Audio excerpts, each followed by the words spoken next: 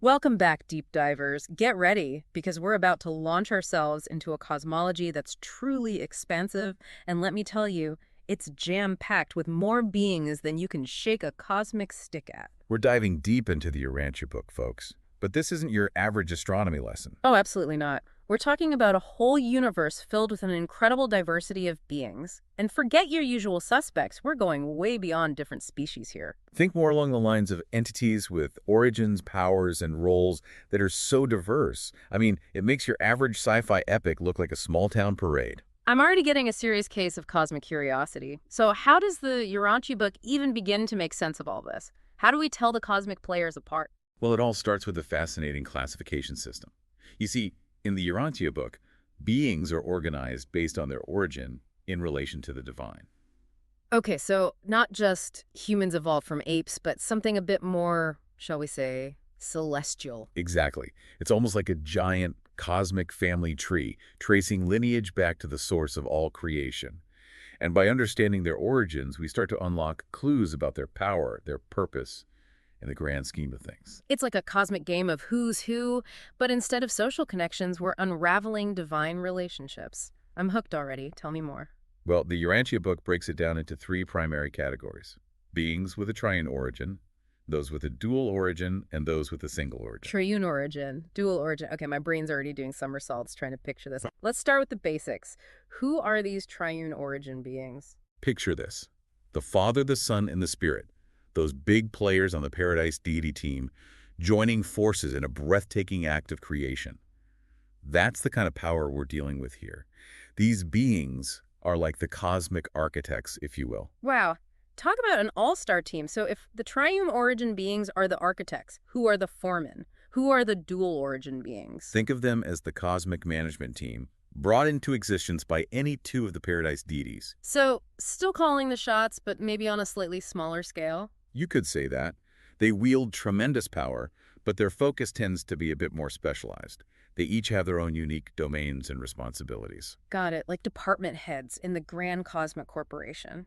Which leaves us with the single origin beings. Who are they? What sets them apart? These intriguing entities were brought into being by a single deity. And while they may have a single origin, their impact on the universe is anything but. Okay, so we've got our cosmic org chart laid out, but before we get too lost in the organizational structure, can we meet some of these fascinating characters? I mean, who are the movers and shakers in this cosmic dance? Let's start with those triune origin beings, specifically a group known as the Stationary Sons of the Trinity. Names alone, right? Stationary Sons of the Trinity. Okay, even their title sounds like something out of a prophecy. Who are these mysterious figures? We're talking about beings with titles like the Faithfuls of Days and the Perfecters of Wisdom. Just let those names sink in for a moment. I'm getting chills already. I mean, those names just ooze ancient wisdom and might. But what do they actually do? What's their role in this grand cosmic play? Their precise function is, well, let's just say it remains shrouded in a bit of mystery. It's like the Urantia book is giving us a tantalizing peek into something that's almost beyond our current comprehension. Okay, now I'm really intrigued. It's like they're the keepers of secrets too big for us to handle just yet. But speaking of beings with mysterious roles, what about those dual origin beings? Can we meet some of them? Now we're moving into some more familiar territory.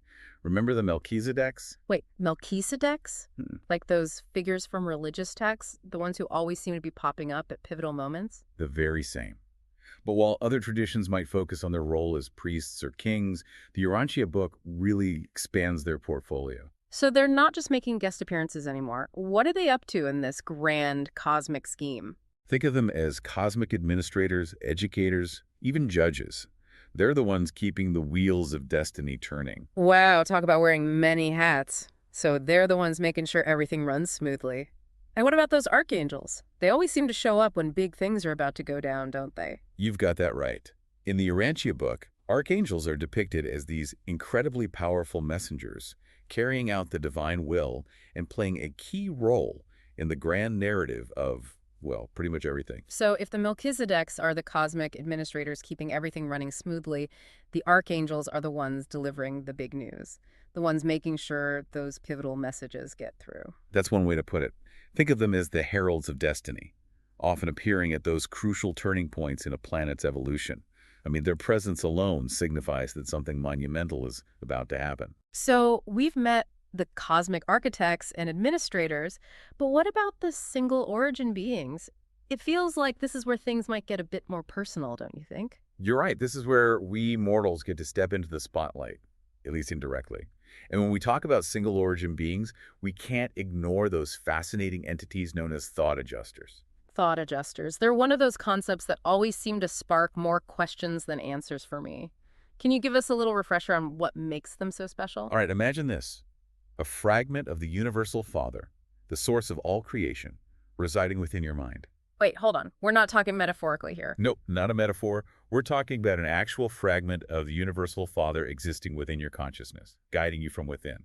That's a thought adjuster. Okay, now that's a pretty mind-blowing concept. So there's a part of the source of everything residing within each and every one of us. You got it. And that right there speaks to the incredible interconnectedness that lies at the very heart of this cosmology. We're not just observing this universe from a distance. We are active participants, woven into the very fabric of existence. And our thought adjusters are our guides on this wild cosmic journey. But where exactly does that journey lead us? What happens after we leave behind this mortal coil, so to speak? Now that's where things get really interesting. The Urantia book lays out a path of progression for us mortals, an ascending career, you might call it. And it unfolds over many lifetimes and experiences. An ascending career. So not exactly harp music and pearly baits then, more like cosmic continuing education. Exactly. Think challenges, triumphs, and entirely new levels of understanding that are pretty much beyond our current comprehension. Sign me up. But let's back up a bit. Where does this cosmic curriculum even begin? What happens right after we leave our physical bodies behind? Well, first, you become what's called a sleeping survivor. A sleeping survivor. I have to admit that doesn't sound nearly as ominous as I imagined. It's not as spooky as it sounds. Think of it as a peaceful slumber while your soul gets ready for the next chapter of its journey. Okay, sleeping survivor it is. Much nicer than some other terms I've heard. But eventually we wake up, right? Where do we find ourselves then? On the mansion worlds. Mansion worlds. Now, are we talking sprawling estates, intergalactic buffets, those kinds of mansions? Think less about a physical place and more about a state of being. It's where we shed those physical limitations and start to experience what's called Urantia life. Urantia life. Okay, that's a new one. It's not every day you hear a term that sounds like it belongs in a physics lecture and a discussion about the afterlife. Yeah. So what is Urantia life exactly? Think of it as a fusion, a blending of the material and the spiritual. It's a state of existence where thoughts can begin to shape reality. Okay, I'm definitely getting some serious lucid dreaming vibes here, but like on a cosmic scale. You're getting warmer. And this is where we begin our journey as Urantia progressors. We're learning, we're growing, we're exploring this new state of being. Sounds fascinating. But it's still early in our cosmic careers at this point, right? What comes after our mansion world orientation? Well, as we continue our cosmic education, we transition from being mansion world students to becoming super universe wards. Super universe wards. Does this mean what I think it means? It means we're entrusted to the care of some pretty high-ranking beings, the Ancients of Days. The Ancients of Days. Those names always send chills down my spine. Yeah. What's it like being under their wing? Well, imagine this. These beings oversee entire super universes, realms teeming with more life and wonders than we can even begin to imagine. To be a super universe ward is to be guided toward the very heart of creation. Okay, so we've gone from mansion worlds to super universes. Talk about moving up in the world. Is there a super duper universe too? What's next on this cosmic climb? You could say that. The ultimate destination, the peak of this incredible journey, is a place called Havona. Havona. Just the name sounds otherworldly. Tell me more. What's it like? It's almost impossible to capture the essence of Havona in words.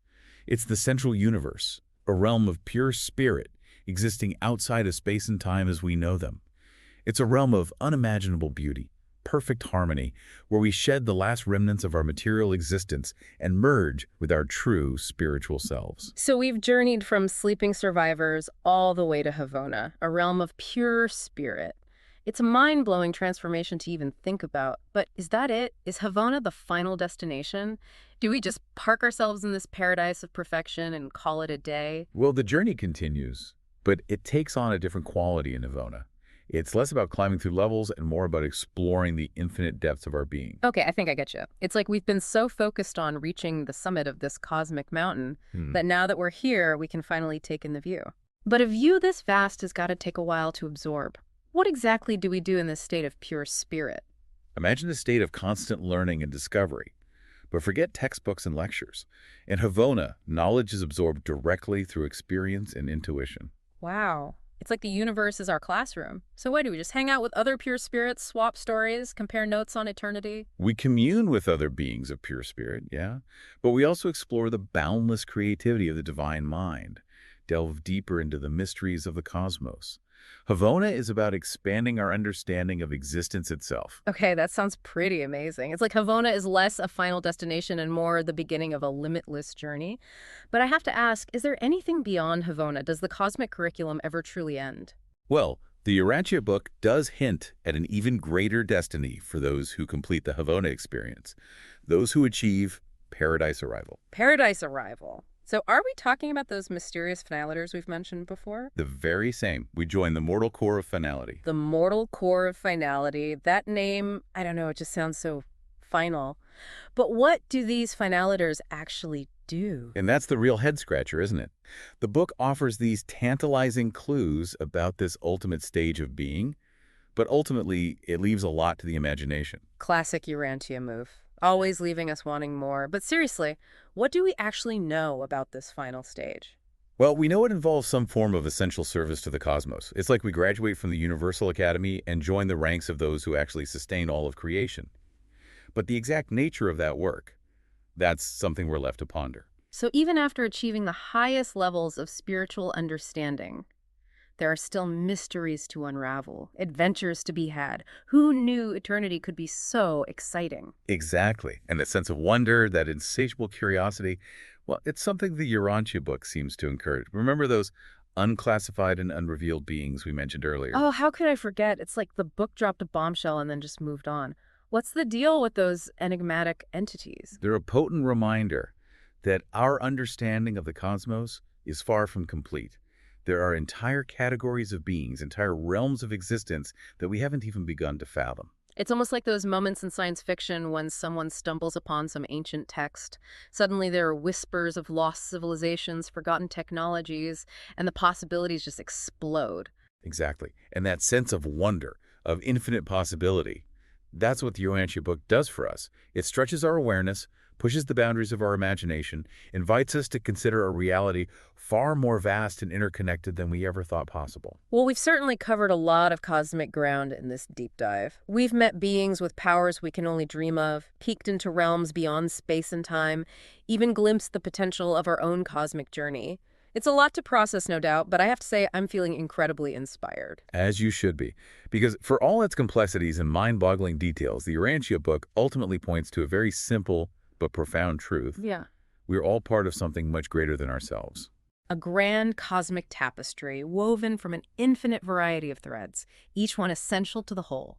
It's a beautiful thought, and one that we can all carry with us whether or not we embrace every single detail of the Urantia book's cosmology. Absolutely. The universe, as always, is full of surprises, and I, for one, am incredibly excited to see what wonders we uncover next. And there you have it, folks. Another deep dive successfully navigated. Until next time, keep exploring, keep asking those big questions, and keep your minds open to the infinite possibilities of this incredible cosmos we call home.